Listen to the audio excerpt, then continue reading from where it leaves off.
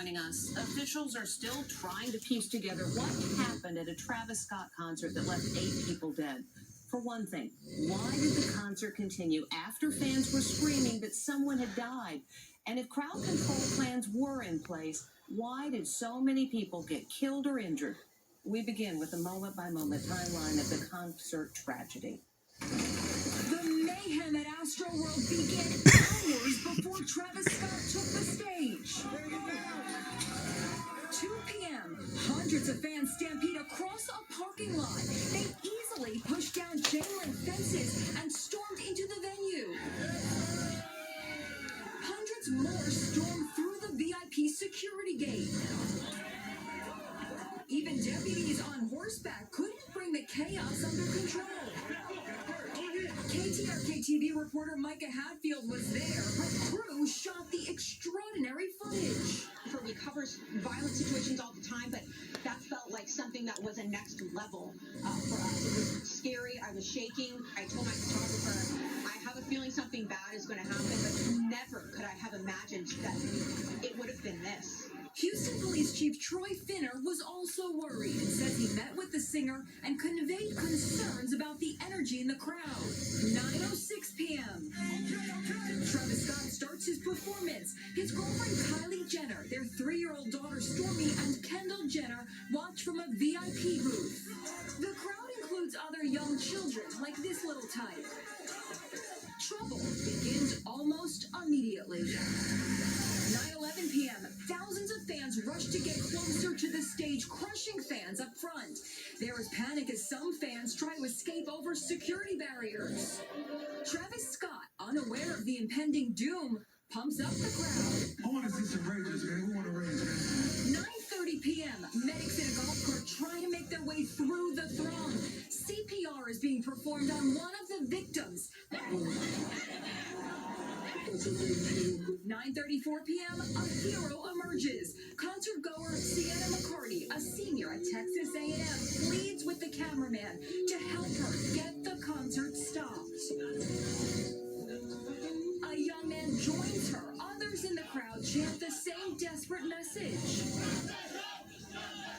9:38 p.m., a mass casualty event is declared.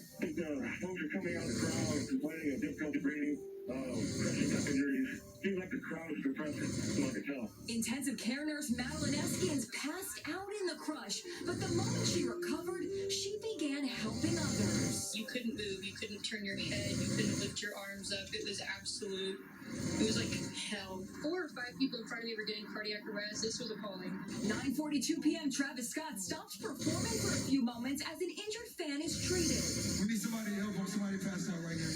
He watches as the unconscious fan is passed over people's heads before continuing to perform. Outside the venue, fleets of fire trucks and ambulances are on the scene, but the band plays on for 37 minutes. Travis Scott later posted this video expressing sorrow and concern. I'm honestly just devastated.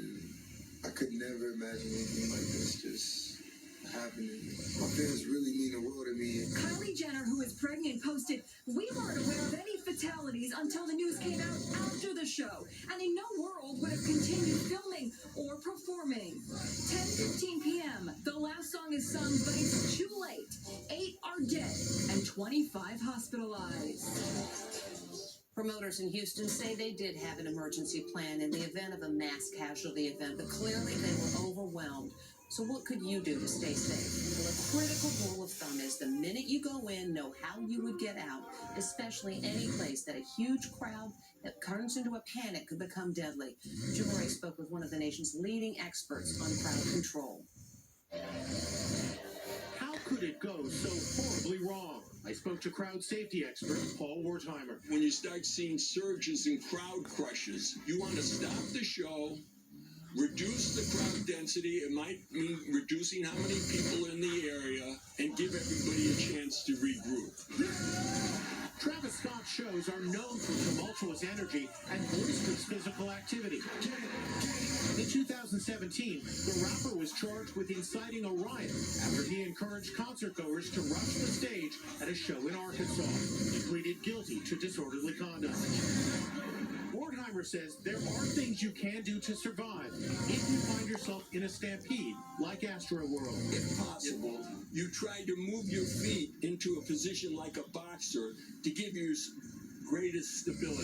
So like side to side or Like front this, to back? one foot in front of the other. If you can move your arms, If what you do? can, you put them in front of your chest. Okay, to protect my Like chest. this, to protect your Give it a arms. little buffer. Give some space, a buffer, as best you can. Another tip, don't scream. Don't use up your oxygen.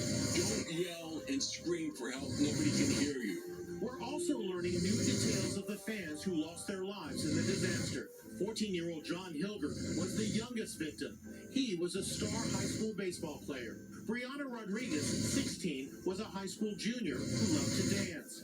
Franco Patino, 21, was an engineering student at the University of Dayton. His best friend, 20-year-old Jacob Jarinki, also died. This was 21-year-old Alex Acosta's first music festival. Donish Beg, 27, died trying to save his fiancée in the crush. Rudy Pena, 23, was studying criminology at a college in Laredo. Madison Dubisky, also 23, was a former high school cheerleader. Lives lost much too soon.